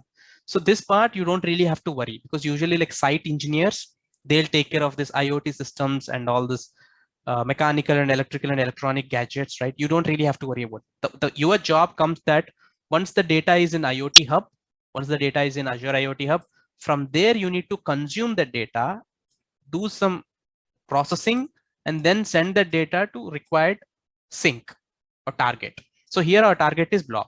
So we read data from IoT Hub, because you know that we have an input which is IoT Hub, right? We have event hubs, we have IoT Hub, we have blob. So before we read data from blob, now we are trying to read data from IoT Hub. Okay, so we read data from IoT Hub. Again, we try to do some filter here, some transformation, very simple one, and then try to generate a file and store it in the blob. Okay, so this is the demo. Again, very straightforward. There is nothing to be really, think much. For me, out of all the services, I like Stream because it's really easy. I mean, because it's SQL code and you don't really have to understand much. If you know SQL, then you're good to go. So first thing, what we do is we try to create IoT Azure Hub, because it kind of takes some time, I believe. So I'll go to home. Okay, so to create IoT Hub, I think I already have it, or else you can also search it with IoT Hub. Okay, like I said, I have scheduled my exam after a month. Let's hope I clear that. Then I'll have more understanding on this Azure IoT services, what they are, why we have them. So I need to do some research on that. But for now, just assume that this is like your IoT data which is coming from your machine. Okay, so you click on this IoT Hub. I've already created a IoT Hub. Maybe we can leverage this. Okay, so let's see what options we've got to create IoT Hub. Okay, so to create IoT Hub, you again have the same options. I think Azure makes it very simple that you want to do fill these details, boom, you have the system ready. So subscription, create a subscription, and resource group. You need to choose your resource group. Okay, for instance, choose your resource group and give your name for your IoT Hub. For example, data bag IoT 2. Okay, and choose your region again. Okay, I think by default it's East US. Okay, let's keep it as East US then. Next, nothing, just leave as it is. Okay, so here what you need to do is, here you have an option to choose tier and units. So again, when it comes to IoT, you have IoT hub units, because when it comes to streaming units, you have streaming units. Again, here for IoT hub, you have IoT hub units. Okay, so when you're doing it for the first time, you have an option to create free tier. Free IoT hubs are limited to 1 per subscription, because I've already created one, so I cannot use this free tiers. But if you're doing it for the first time, I think you can consume this, and this is free. You don't really get like charged for it. So utilize that. For me, I'll go for standard. And you can give the numbers right here based on your data load. So if you see here, it will cost 21 euros per month, and messages per day it can handle is 400,000. And Defender for IoT, if you want, I think by default the Defender is enabled, I believe. Defender, I need to check that. But yeah, by default you have these basic settings here, and rest everything you can leave as it is. Go to tags and then click review plus create. And that's it. I think you can just click on create. Yeah, let's try to create. Let's see. Submitted. I'm not really sure how long it's going to take, because they are really working hard on this. The time it takes to create a service as well. Because back in days, it used to really take a lot of time, because it used to ignite some services in the back end and it used to make them up and running, right? But now, yeah, see, already one service got created. So there are like some statuses. While it creates a service, you can also see the status from here, and you can also see the list of services which gets created in the backend here as well. So meanwhile, let's go to the created one and see what features we have within that. So I think I've already created this one, right? So come here. Again, you have all the basic things here. Like I said, I've already utilized F1 free subscription and free pricing tier. I've already used it. Okay, so IoT hub units by default it was 1. And yeah, so the reason you see all these spikes here, because I've already ran the demo just to check if it works or not. I was just preparing myself, but it was working fine. So let's hope it works now as well. Okay, so you have overview, you have usage. You can just see a high overview here, and then all these options are same. To worry. Then you have this under explorers, right? Under explorers, you come to your IoT device. and then you create your new device here. Okay, so you create your device here, and then you will get a key token, right? Authentication key. Use that key to connect to your Raspberry Pi. So this is what I was talking about, online simulator. So this is actually there in Azure samples, GitHub. I think this is actually maintained by Microsoft. So they have provided this code which will generate the data for different, for temperature, humidity. I think it's only temperature and humidity. Yeah. So you have device ID, you have temperature, and you have humidity. So you have like two fields which you are getting for real time. Okay. So here, what you need to do is, by default, it will be like, it'll ask you to, let me put it here and see what we have here for the first time. Okay, I think it's getting copied. I think it's stored in my session.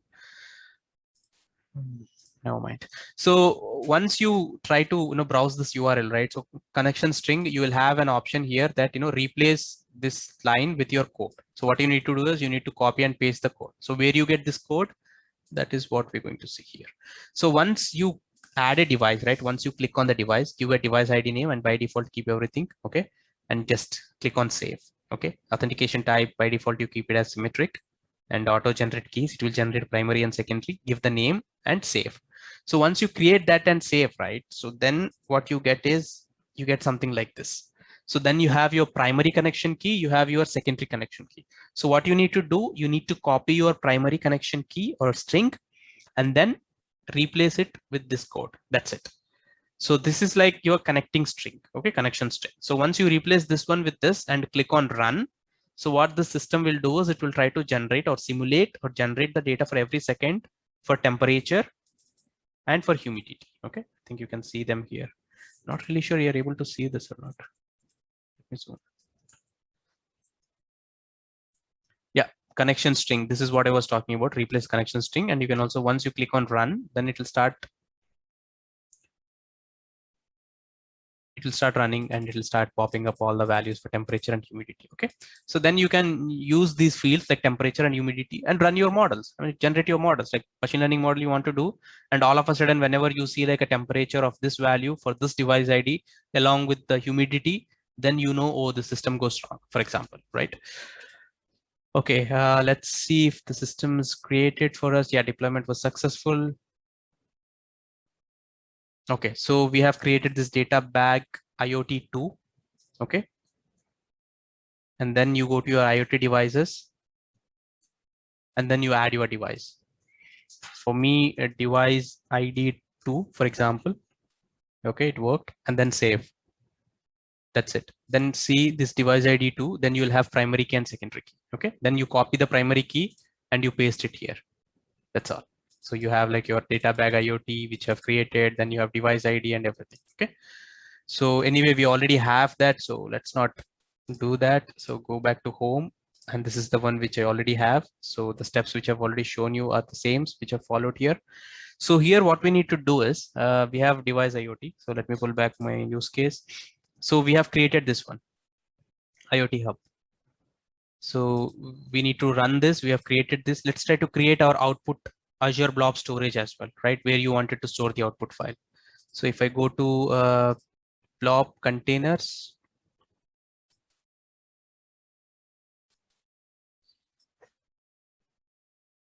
home, storage accounts, right? So within the storage account, can we create on the same one? Let's try to create on this guy. Okay, because we already have like database stream demo 999 which we've created. So within this, let's try to create another container. Okay, this input output containers we used for the previous demo. Okay, don't get confused. So we are trying to create another one, blob IoT output, for instance. Okay, I mean, you don't really have to give this as anonymous, but for now I'm just giving it as anonymous, but you can just keep it because anyway we are using connection string. Okay, so IoT hub create. Okay, so we have this output file. Good.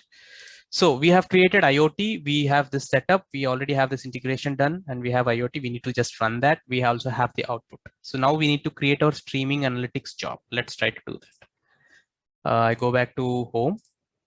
Okay, and the streaming jobs. We already have a streaming job. Let's try to create another one maybe for this demonstration. Stream job C.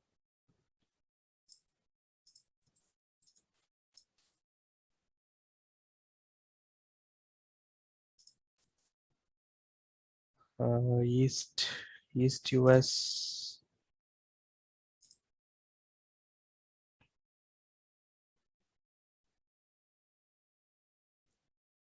I think this should be fast.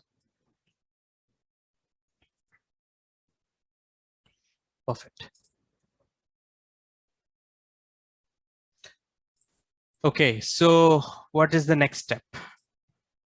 We have this one, we have this one, we have this one, we also have this one. Now we need to configure. Okay, so here what we have done is okay, so let's try to configure the output from blob to stream, and let's try to configure the input from IoT to stream.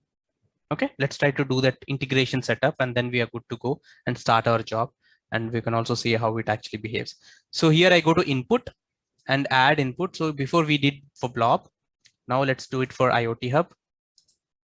So okay, so input alias, we need some input alias, right? So IoT input, for example. Okay, so select from the list. So data bag IoT, I think we have created this one now, but let's use the previous one which I already have.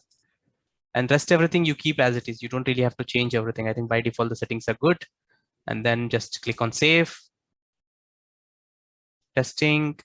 It should give a successful message.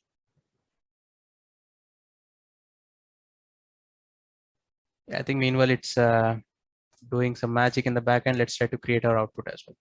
Okay, successful. Good. So now in the outputs, we wanted to run that, or we wanted to store that file as a file in the blob, right? So just select that. So here IoT output maybe. PUT. Yeah, IoT output. And yeah, this is the output I want. And here, just make sure that you select the right container. So here blob IoT output is a container we wanted to use. Okay, and then connection string. Rest everything is same. Here, this is the important thing. Minimum rows, maybe you keep it as like maybe 5 for testing, right? And then use like 0 hours and like 1 minute. Okay, so we are good to go. Rest everything is good. And click on save. I think this also should be quick. Okay, you have an output. It's trying to test the connection. What we have done so far. So we have done this also we have done, this also we have done, this, everything's there.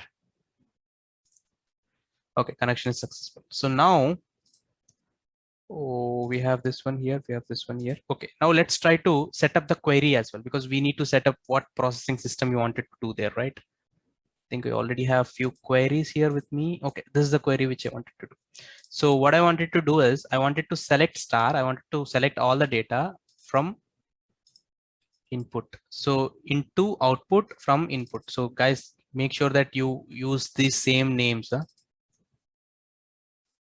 into output, right? So IoT, OUT, PUT into output, and the input should be this one, IoT input. Okay, so the input, select star from IoT input, which is this one, and into the output is IoT output this. So having again a where condition where the temperature is 27. Like I said, you also have value temperature, humidity. You can add whatever the where filtering conditions, like basic transformations, right? Add them. So this is the query which I wanted to do. Input preview, because we don't really have input preview because we haven't really started running this job, right? That's the reason we don't have anything. But for now, let's save this query. Save the query, going back to overview. Just want to check everything is there. Input, IoT input, this query and output. Okay. So now if I go back to my data bag IoT here, okay, this is fine. So let's try to run the simulator. So now I'm running the simulator. Okay. So message sent to IoT hub. You see message 1, message 2, message 4. I think every second it is trying to send the data. If you see temperature 20, temperature 23, 24. So you're getting like temperatures which are less than 27, but I have added a query or a transformation where I wanted the temperature values which are greater than 27. Let's go and see in the streaming part, in the query, if you're getting something here, input. So it's trying to fetch the data. Okay, it's trying to refresh. Test results, there are none, because this is like a real time, right? If it is a file based, it would have just gone there, fetched the data and shown it to us, but it is real time. So every time it's trying to Fetch, it's trying to refresh. Fetch, refresh, fetch, refresh. That's the reason we're not able to see anything here. Let's try to see if we have got anything in the output. No, again, this is like a real-time thing. So let's go and look into our target location. The target location was blob, right? So if I go, let me try to open another one.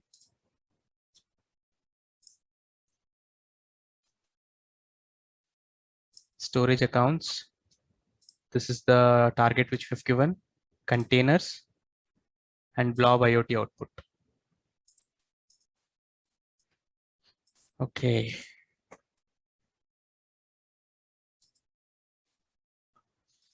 Why?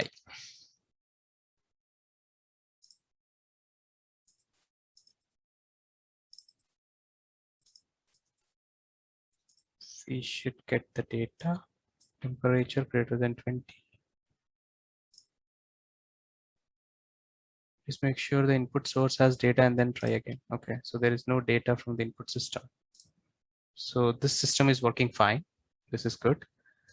And we have an issue with the IoT input. So here, if I come and look into this one, number of messages used.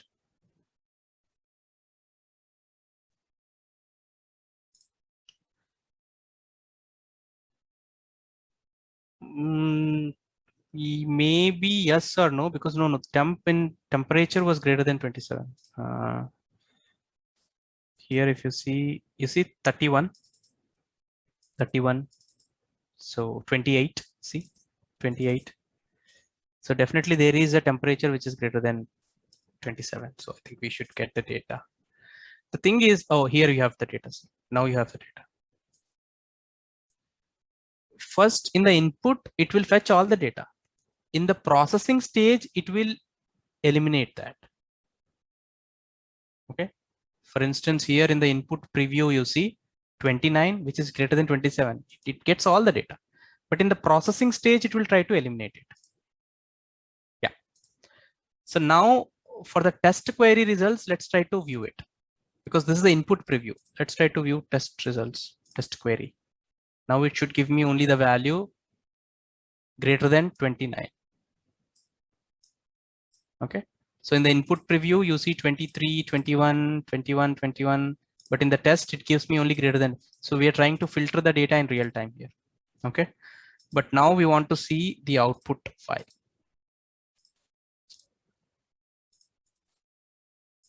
Okay, let's try to look into this blob guy and refresh. I think it's still processing, maybe slow.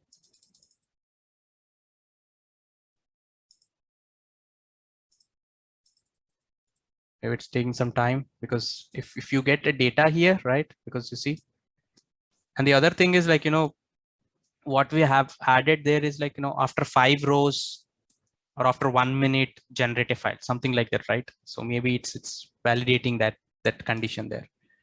So now you should get more than. So you have only 2 records so far. So there is some system which is running in the back end.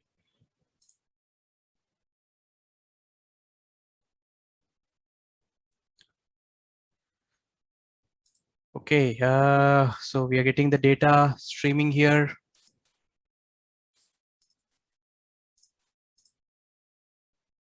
Here you have input values. This is also good. So usually what you should get is, what you will get is, right? So let me check one more time. Okay, so I think it's taking some time, but usually what you should get is not this one. I think I've already done it before in another example. Let me try to open the output and show you. Okay, not in this one.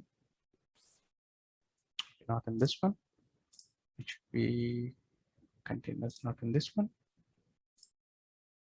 Okay, so if I go here, right, in this one, I think I have done a blob output IoT, right? So here I have done. So usually it will generate a file, something like this. I think it's the same example which I've tried before. It will generate an output file, something like this. And if you go and see the data, it should look something like this. Okay. So you have message ID, Raspberry Pi, and temperature, which is greater than 27, will be filtered and it will be sent to this output file. Okay, you see all the temperatures which are greater than 27 in this. Okay, so you should give a file something like this, then you get like, you know, timestamp, partition ID. Here if you see, the partition key and ID is same because we haven't really given any partition ID, right? So far we haven't configured no place partition ID, and the input timestamp, you know, some additional information. But mainly if you see, whatever the filter which we have added here, that works. Okay, so it will generate an output file something like this. Okay, so this is about the demo, the second one, which I actually wanted to show. So this is good. At least you've got a very high level understanding how to use different systems, and then, you know, so you can literally create this as a production system and just run it in production if you have got some use cases like this. It need not to be data which is coming from, like, you know, machines. It can also be a data which is coming from stocks if you're working in, you know, that domain, or if you're working in banking, and if the user is doing, like, you know, real-time transaction and you wanted to include that data in the report for your, like, you know, consolidate report. If you're coming from banking and fintech domain, you can also add them there. If you come from insurance, then there might be different use cases there. But what I'm trying to say is, like, you can leverage this for all your use cases. Okay. Okay. This is there. This is there. This is there. I think we've already seen this. Okay. We've seen the different main important metrics when it comes to stream analytics. Okay. So watermark delay. Okay. Optimization, right? So there are three components: input, output, data processing. Input is configuration, which you do. We have three options there: event hubs, IoT, and blob. And for output, you have a big list, of course, right? And for data processing, it is SQL query. And you also have, like, you know, windowing functions where you need to use them if you wanted to have the data for that specific window. Okay. So what we are missing here is optimization techniques, because the partition ID, what you've seen so far, is just by default 0. And there is no partitioning happening there. No. So everything is handled by a single partition. Okay. So when we discussed about this logical partitions, right? I think it was on NoSQL database. Yeah. When we discussed on this partitioning things when it comes to Cosmos DB, because they are really important there. I think partition also plays an important role when it comes to stream analytics as well. So you need to define a partition. I think, again, you can give this partition ID in SQL query itself. We will see how it is. So streaming units, right? Streaming units are really important, because here the streaming units nothing but a combination of CPU and memory allocated for your thing. And usually the streaming units are like the engine and the backbone to process everything for you. Okay. So Microsoft recommends setting an alert on 80% of streaming unit. I think this is what we've seen already, because this is something we have out of box, and you can utilize that, because once the utilization is 80, because so far the metric we have seen from our demo, it was only 6%, right? Because it was very simple job, nothing fancy. It just took 6% utilization. But if you have like 80, if you have like complex job, if you have like complex transformation, so then Microsoft, they recommend that, create an alert for 80%, and once it is 80%, then it is 80%, then you can come and extend or add your scale out your streaming units there. And the best practice is to start with 6.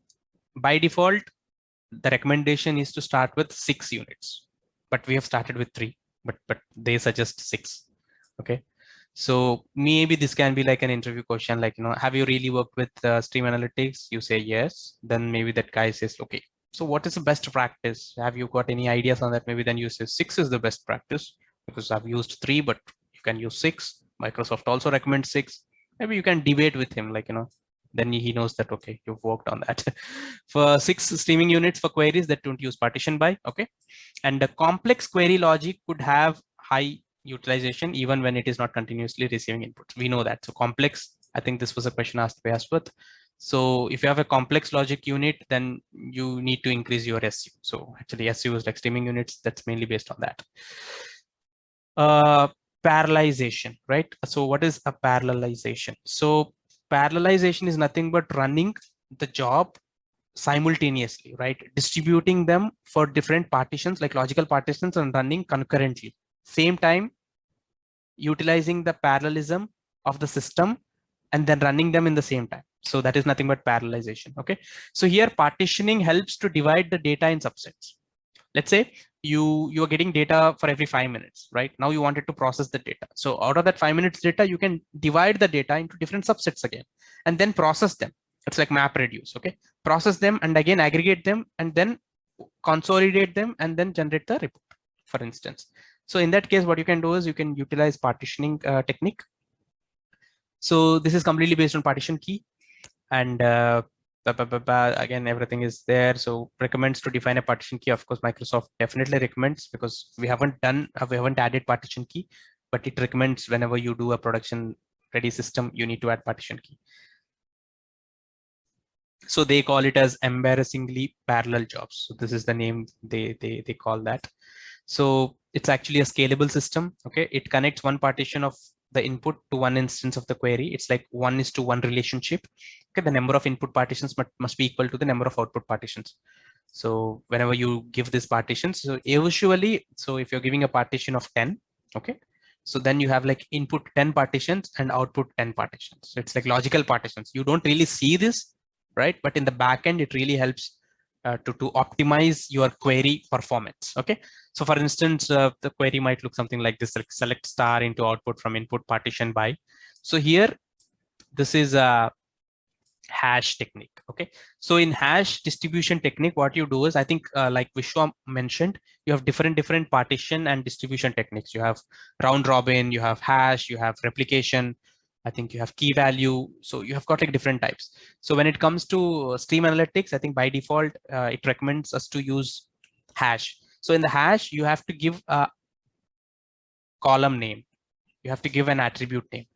If you try to compare this with NoSQL, right? Even in NoSQL, we wanted to analyze the data beforehand while creating the container, right? While creating the database, because we wanted to give, because that is a mandatory field. Because they know that we don't create partitions. They know that we are so lazy to create partitions, but that is the reason they have put it as mandatory field, so that you will analyze the data beforehand while creating the NoSQL container. So there you also need to identify the right partition key. The same way here also you need to identify the unique partition key, and you need to define that here. So this is called hash distribution. And then you can give how many partitions you need, like into 10, 5, 3. Okay. So this is all about parallelization or multi-distribution. And they also call it as like, embarrassingly parallel jobs. For me, it's really embarrassing to call embarrassingly parallel jobs. But okay, so again, steps in query. So they ask like, start with 6 and, give as many as you like partitions, right? But at least give many. Don't be afraid to give many. That's what they say.